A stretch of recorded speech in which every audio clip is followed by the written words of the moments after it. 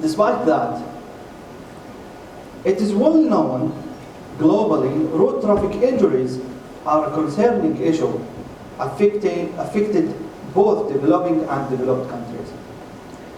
Besides that, Saudi Arabia 2017 recorded the highest death rate from traffic accident among the G20 countries, where it reached about 29% per 100,000 people, with more than 9,000 deaths.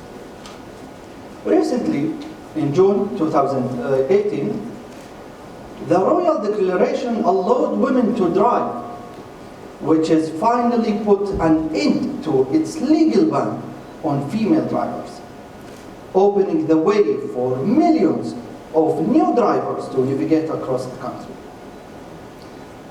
Based on that, we would like to know about their attitude and behavior regarding to traffic regulations, because a lot of studies shows that aggressive and dangerous driving behaviors are correlated with male drivers. Then, this question came to our mind, and by the way, this is our research question, which is, does aggressive and dangerous driving behavior is common among female drivers, among female anyway, because you know, sometimes female driver and sometimes she is a passenger with a driver. In Riyadh City,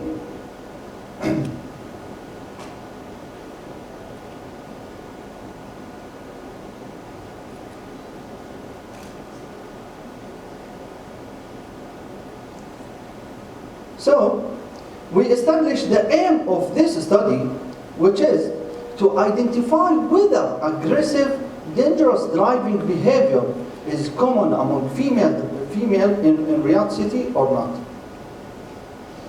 For that reason, this study will assess the cognitive, emotional, driving, aggressive and risky driving and dangerous behavior attitude of females in Riyadh City, Saudi Arabia. And by the way, those are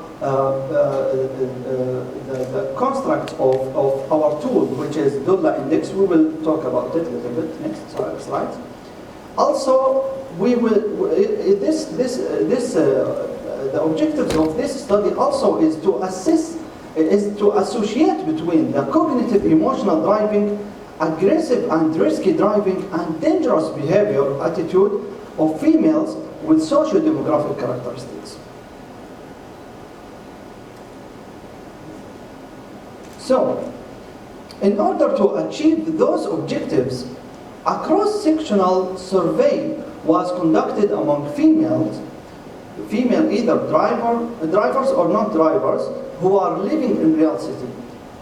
And however, we choose Riyadh City because people living in Riyadh estimated at about 7 million, where it was in 1950, they were only about 110. So we can see, those numbers show how is the rapid increase in population density in Riyadh. Also, Riyadh population represent about 25% of the total population of Saudi Arabia population, and the percentage of women, focus here, the percentage of women residing in Riyadh is about half. They're reaching 45%. As you know that we cannot test the whole 45% of women living in Riyadh. So the inclusion criteria is Arabic-speaking female drivers or non-drivers over 18 years and living in Riyadh City during the data collection. And the exclusion criteria is non-Arabic speaking, because our instrument or our questionnaire is in Arabic, so non-Arabic speaking or less than 18 years or from outside the Riyadh. So, after knowing the inclusion criteria, the good question is how many participants we will take from the whole 45% of females living in Riyadh. So we used 50% prevalence rate with confidence interval, 95%, and margin of error 5% to get the calculated sample size 384. However, we added the number up to 407 to guarantee the response rate, which was 85%. And this is very satisfactory during coronavirus. This good response maybe was due to the strong and interesting tool which we was used, as I said, Dulla index, where we used the experienced bilingual agency performed translation and backward translation, this validated tool, which is Dulla index. This validated instrument include demographic characteristics, driving experience, and Dulla dangerous driving index. However, Dulla dangerous driving index consists of 3 categories. The ADNCERD, which is aggressive driving subscale, negative cognitive emotional driving subscale, and risky driving subscale. In order to interpret it, Dulla index has Lakert scale scoring that is ranged from never, rarely to always. However, we specified Lakert scale for using to determine the attitude and behavior of participants from that reason. So, for that reason, the mean were used. We did not use percentage. We used the mean for the mean were used for each category as a cutoff point to assess poor or good attitude and behavior of participants, and we will see that how we can say it's good attitude or bad, and we will show you how we calculate the good or bad attitude. So we used SPSS version 20 for conducting the statistical analysis. Descriptive analysis, statistics used to describe the sample in terms of demographic characteristics and behavior. Multiple regression analysis defined the statistically significant p-value, which is less than 0.05. And now we will move to the result section, which is really interesting. So, on this table, table 1, the majority of participants in this study were at age of less than 30, you can see here, married, at university, house owners with personal property, employee, and with monthly income ranged from 10,000 to 15,000 Saudi Riyal. And the mean age of the female participant was 33 years.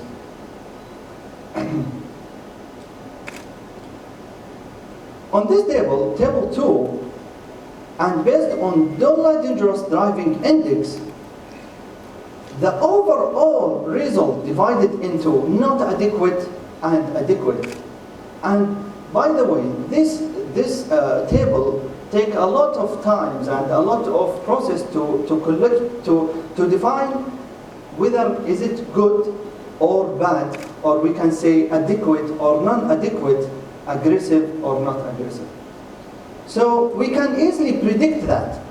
Here on the red lines, you can see adequate, adequate, adequate. So we can easily predict that adequate for all 3 Dulla categories are greater than not adequate, regardless of the differences between them. So this table could answer our research question and tell us that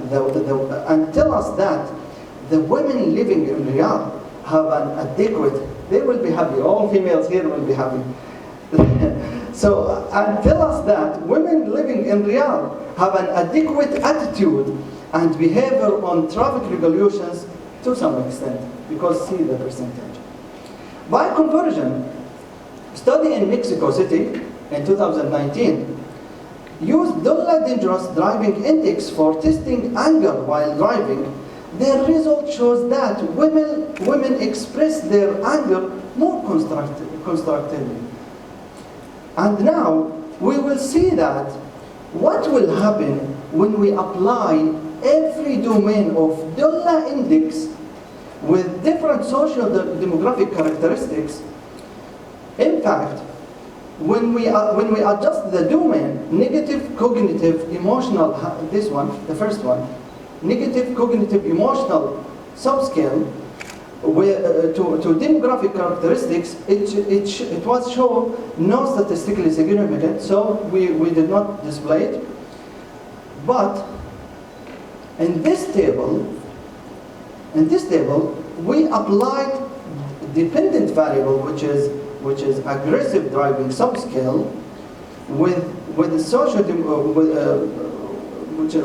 with independent one, which is social demographic characteristics, and it shows that there is no possible association between different variables related to participant and aggressive driving, except employee. Here, see, you can see here the p-value here.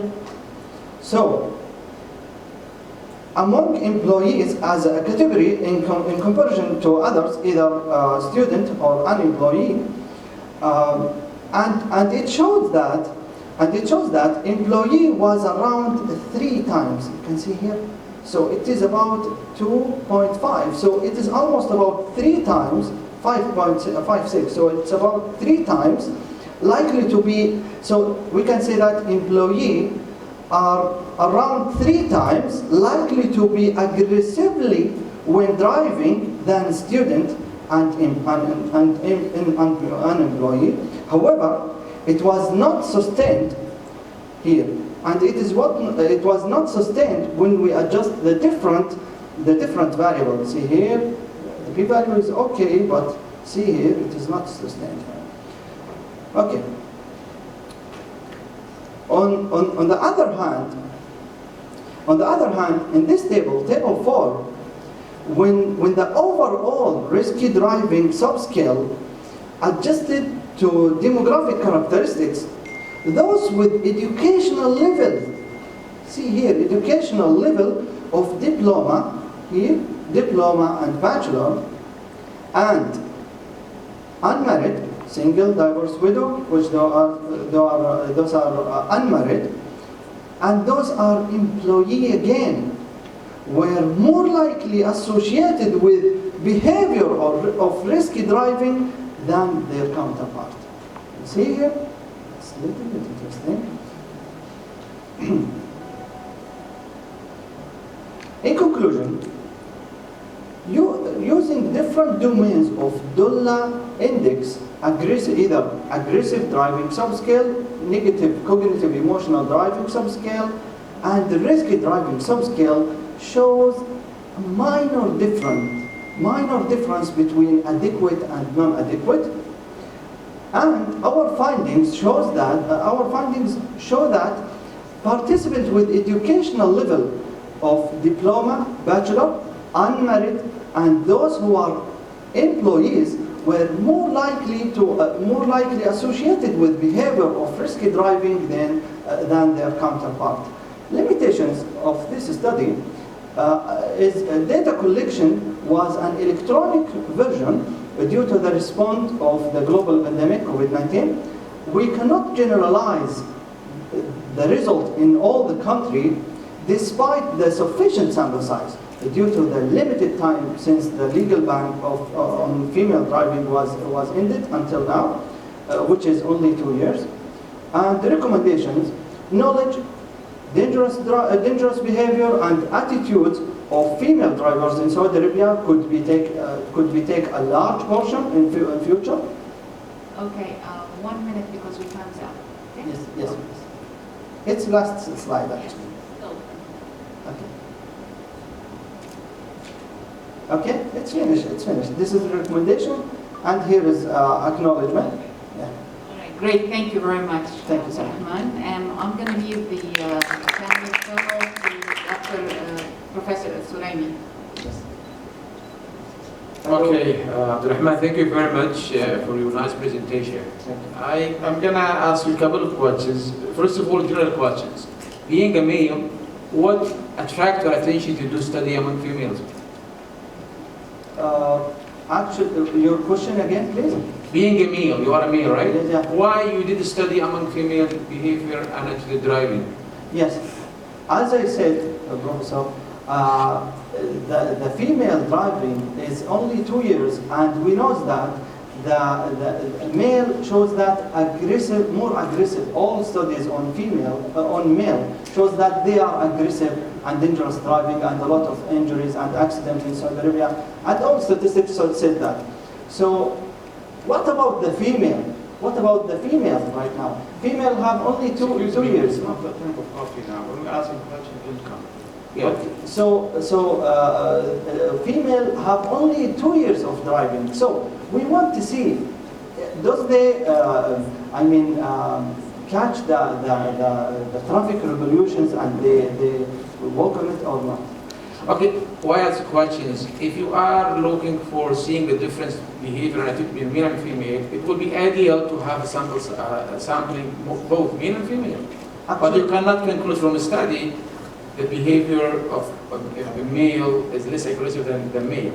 But within your group is fine, but still, maybe in the future you have to go to take both male and female. Actually, Professor, by the way, we collect both questionnaire for male and for female, but in this study we just only take female for future studies. That's fine. Okay, that's fine. Yeah. Okay. Before I start my questions in terms of study design, if you study, what's important for me as a public health professional, what did you learn from this experience from the research point of view? What I learned? Yeah, now we've done a research, right? Yes. You went through a process. Yes. What are the milestone steps that you learned in the process of conducting research? It was improving your data collection skills, study design. Where do you find yourself get benefit out of this research project? I find myself benefit from the solution where you can get the right solution in the right time. I mean, during the pandemic of COVID-19, everything is changed. One of them is spreading your questionnaire. So I learned a new thing. I don't study here in the master's degree or bachelor. So I think this one is one of the strong one. Okay, now I'm going to ask you specific questions. Could you go back to the tables? Yes, please. The table shows the regression analysis. Regulation. Yeah, that one, yeah. This that one or yeah. this one? Yeah. Yes. You are saying and emphasizing that the employment status, the